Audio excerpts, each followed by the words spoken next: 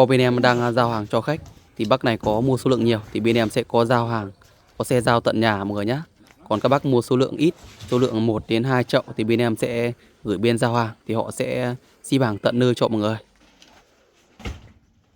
Thì bên em vẫn sẽ giao hàng toàn quốc nhé.